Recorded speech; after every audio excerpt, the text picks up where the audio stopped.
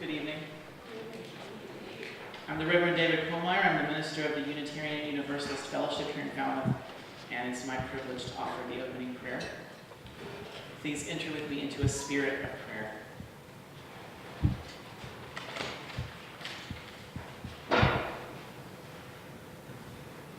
Holy Mystery, in you we live and move and have our being. From you all things come, and to you all things return. Many are the names by which you are known. But tonight we call to you the homeless God, the God we often pass by on the street, the God often hidden by the often gentrified gaze, the God hiding behind the trees under the bridge, the God of the jangling cup, the God at the intersection with the sign we do not wish to read because we are too ashamed, or sometimes, if we were honest with ourselves, just too inconvenienced. God of all life, this service exists because we do want to see.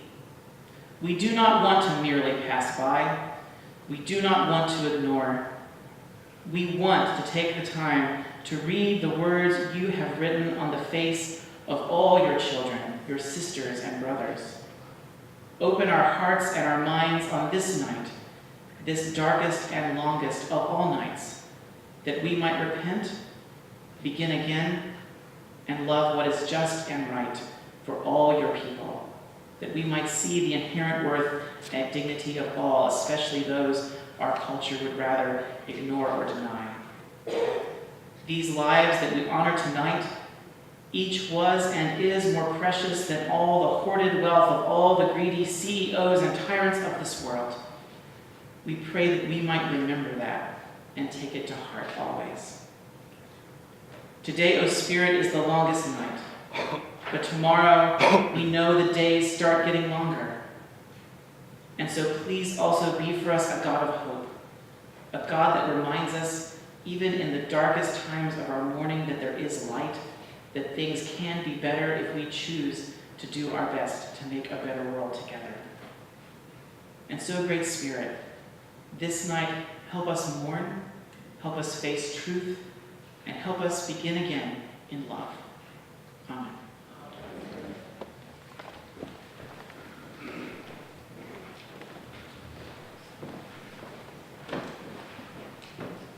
David, thank you for what couldn't have been more of a befitting opening prayer for us. Welcome, everyone, to our first Homeless Persons Interfaith Memorial Day service.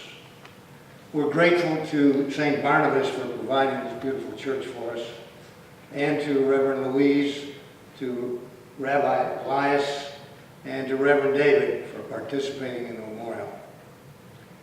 Belonging to Each Other is sponsoring this service, and we're a nonprofit organization that provides temporary housing and loving support to our homeless neighbors in Falmouth during the winter months. Today we join community groups, service organizations and providers, and individuals in hundreds of cities across the United States who are holding their services to bring attention to the needs of those people who do not have affordable housing, need emergency shelter, and medical care, all to our most vulnerable citizens. You may have noticed the tents on the side lawn when you came in. And some of us are dressed rather casually. We are for a reason.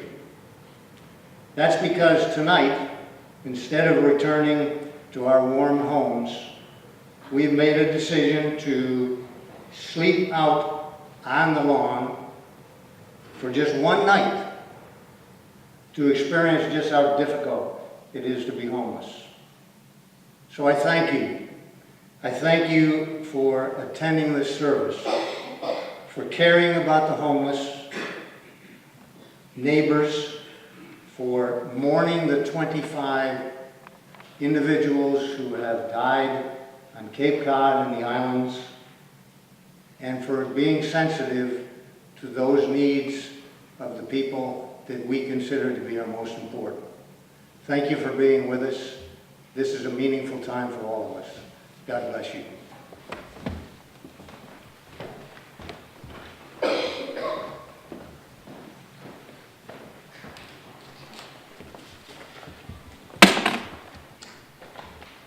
I'm reading a resolution from the Massachusetts House of Representatives. Whereas December 21st, 2017 has been designated National Homeless Persons Memorial Day by the National Coalition for the Homeless and the National Healthcare for the Homeless Council, and is so recognized by citizens nationwide. And whereas citizens of Falmouth are gathered on December 21st for an interfaith memorial service to call attention to the tragedy of homelessness and to remember the 27 homeless individuals from Cape Cod and the islands who perished in the state of homelessness during 2017. And whereas the winter poses extreme hardship for the unsheltered and inadequately housed low-income men, women and children in Falmouth, as well as throughout Cape Cod and the islands.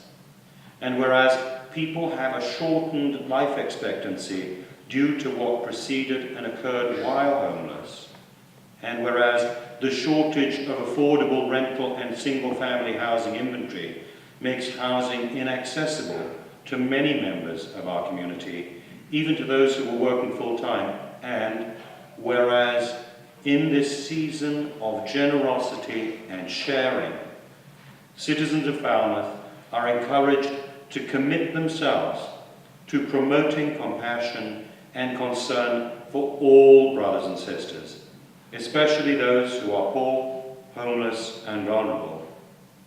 And whereas in remembering those who have died homeless, we ask all citizens to take a moment of silence and encourage all citizens to support all local efforts to eliminate homelessness in our community.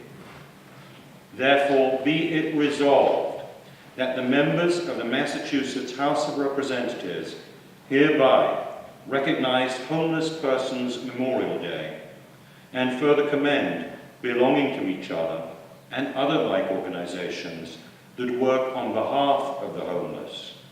And be it further resolved that a copy of these resolutions be forwarded. Signed by the Speaker, the Clerk of the House, and most importantly, by our representatives, David Vieira and Dylan Fernandez.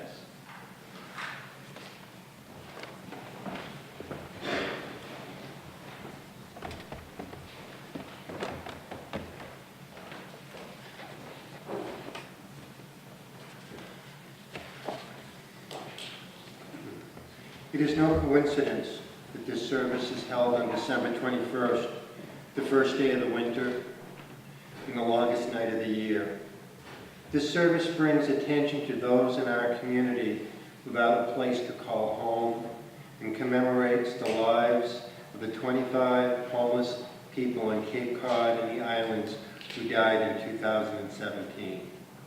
These people were mothers or fathers, sons or daughters, sisters or brothers, who died on our streets or in our shelters from illness or conditions directly related to their homelessness. Homeless people are a very vulnerable group. People who are homeless are at greater risk of infectious and chronic illness, poor mental health, and substance abuse. They also have a mortality rate 4 to 9 times greater than people who are not homeless. Now we will honor each of these precious lives by reading their names, telling you about them, and carrying a candle to remember each individual life.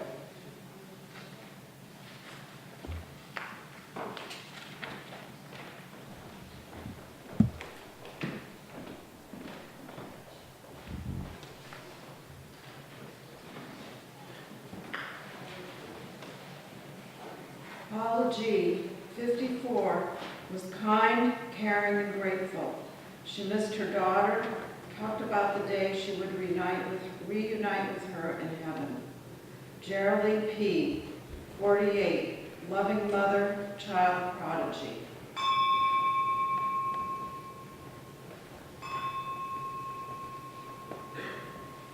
David F., 44, loved his children and his grandson, strong through adversity, committed to giving back and recovery.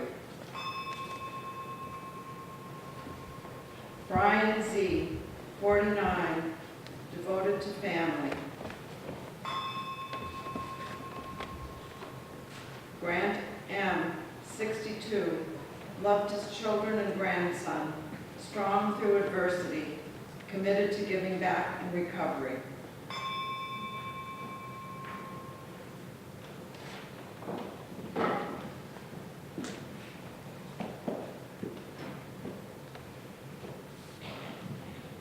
Jonathan, 31, loved his family and fishing. Christian T., 37, did the best he could with the life led. James B., 55, he loved to read the classics, fishing with friends.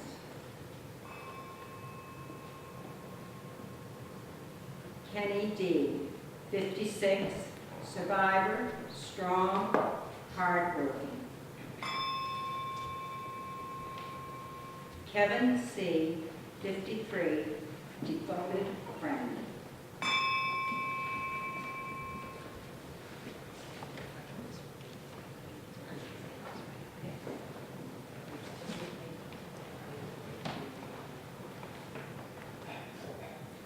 Lillian P., in her 70s, great sense of humor and kind. Susan M., 71, lovely, kind, and quiet. Sarah P., 61, happy, optimistic, loving, wise, and sharp.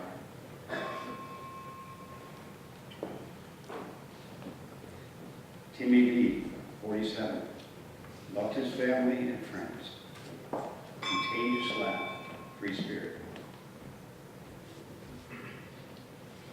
Frederick W., 42, tried many challenges in his life.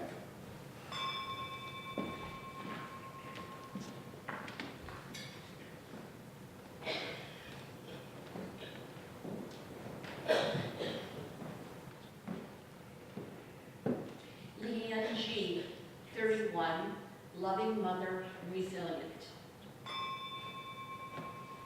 James S., 45, soft-spoken, kind, work in construction. Caleb C., 28, young man, much loved by his family, friends, and community. Authentic and original with a heart of gold. Aaron M., 24, heart of gold, loved his family, made everyone laugh, a joy to be around. Nicasio B., 41, devoted to his mother and dog, loved construction.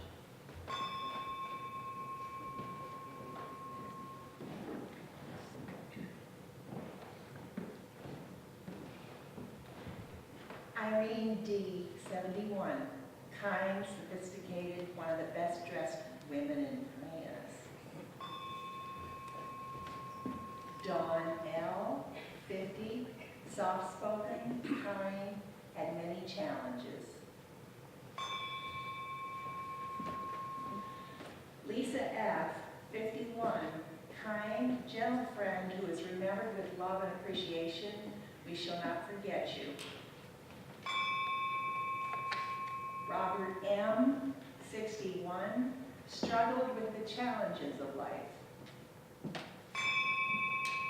And David G., 57, loved motorcycles and music.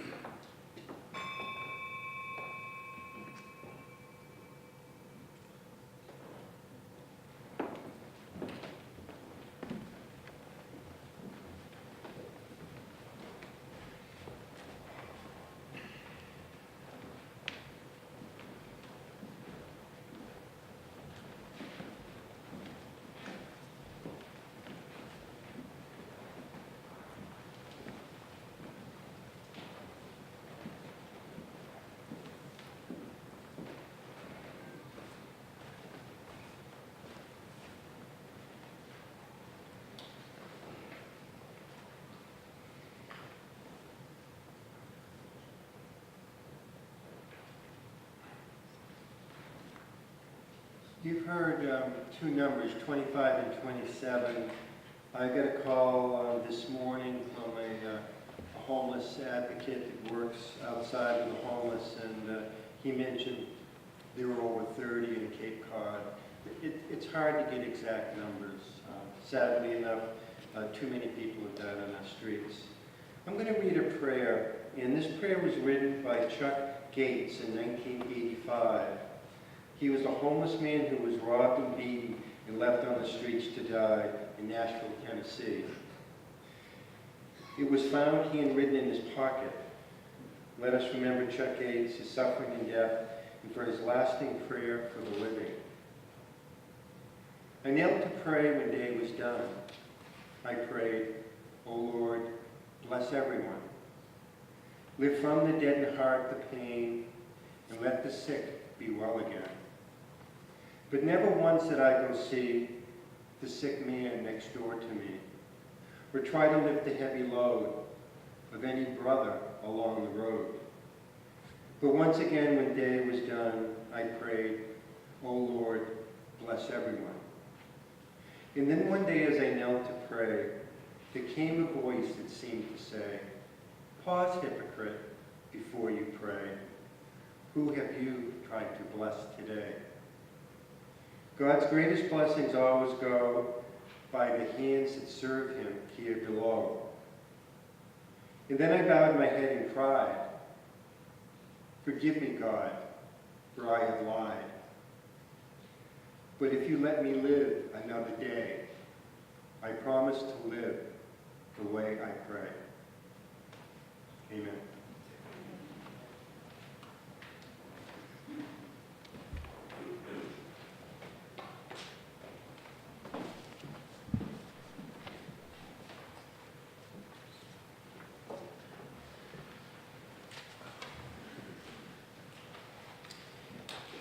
Friends, this is a song by the late Warren Zevon, a very talented singer-songwriter who died far too young in his 40s.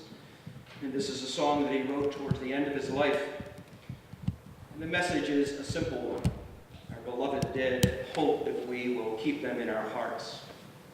But I think it's especially appropriate to encounter this song tonight. Not only do we strive to remember the lives and every name that we heard read, but also to keep in our hearts the people who are without homes every day of the year and who need our help and our support every day of the year.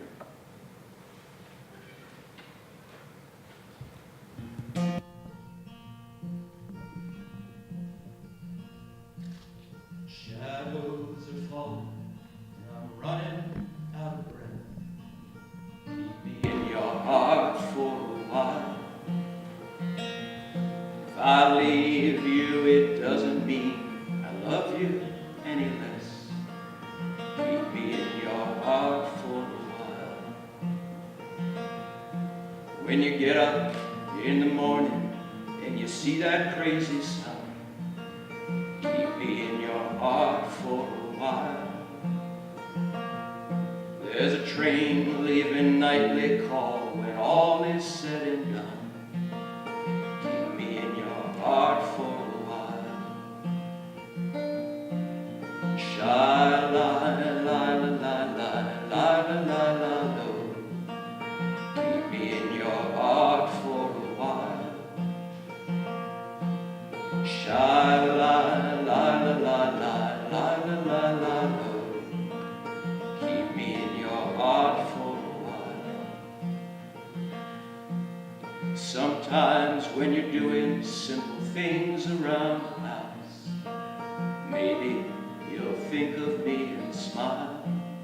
You know I'm tied to you like the buttons on your blouse. Keep me in your heart for a while. Hold me in your thoughts, take me to your dreams. Touch me as I fall into view. When the winter comes, keep the fires lit. I will be right next to you. Engine drivers headed north to Pleasant Street. Keep me in your heart for a while. These wheels keep turning, but they're running out of steam. Keep me in your heart for a while. Sha-la-la-la-la-la-la-la-la-la. Keep me in your heart for a while.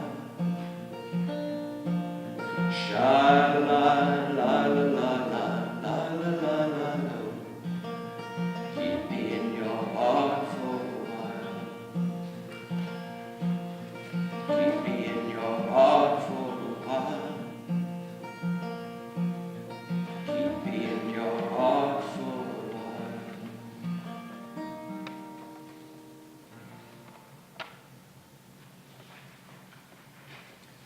Friends, this is a responsive reading. It was created by Rabbi Eric Weiss. He based it on a text from a segment of the Talmud. The response is, "Give me your hand." When all seems dark and darkness is harsh, give me your hand. When you cannot see light even in the brightest day, give me your hand. When you are tired and every breath is heavy, give me your hand. When your words cannot express the depth of yearning in your soul, give me your hand. When your feelings are overwhelming or dulled, give me your hand. When you are confused and don't know what to do, give me your hand. So that we may be together, give me your hand.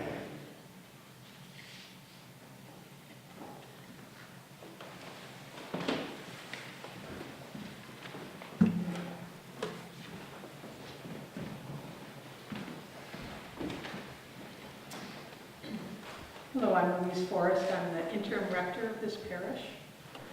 And I want to share with you, in 1980, I graduated from seminary. My first job was director of a soup kitchen on Beacon Hill.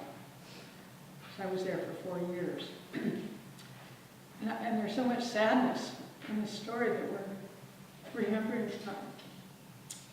And I feel like all of us putting our heart here, our hands here, and just kind of letting out some of the pain of this story, right? The story of 30 people dying in the streets, in the woods, alone.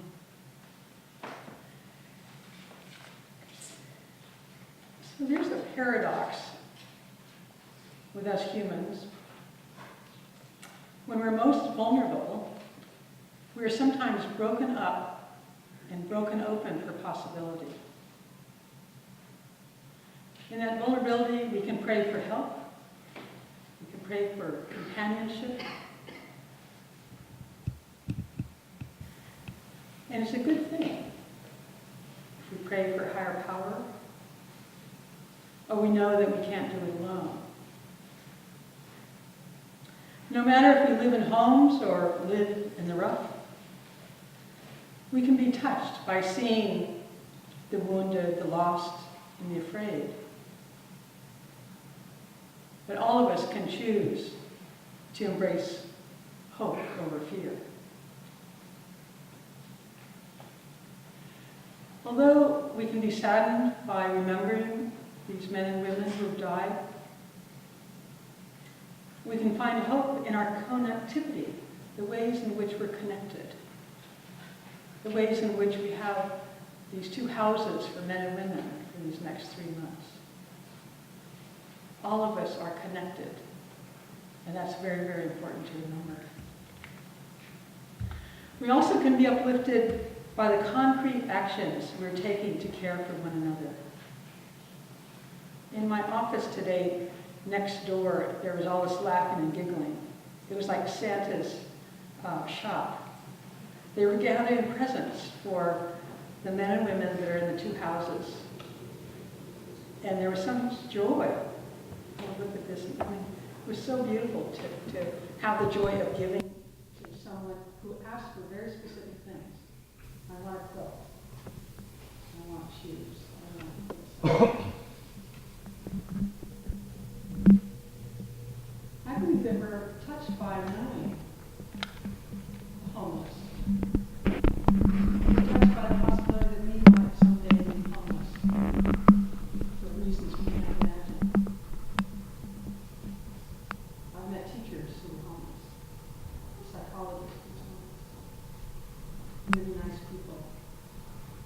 is what ran out.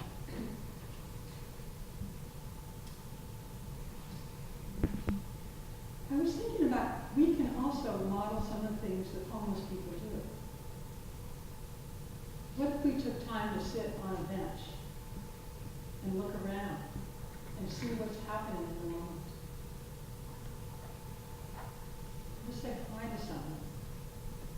Someone you don't know. Hi, how's it going? So my prayer is that we may hold to the power of wondrous love. And in time, as we hold this wondrous love, we may become love ourselves. All of us. People of love. So now we must go out into the cold, go out into our complicated lives, go out on this longest night. And I'd like to share a blessing with you. Live without fear. Your Creator has made you holy, has always protected you, and loves you as a mother. Go in peace to follow the good road, and may the Great Spirit, may that Spirit bless all of us. Amen. So thank you everyone for coming to this service. Please remember our homeless friends, so go in peace.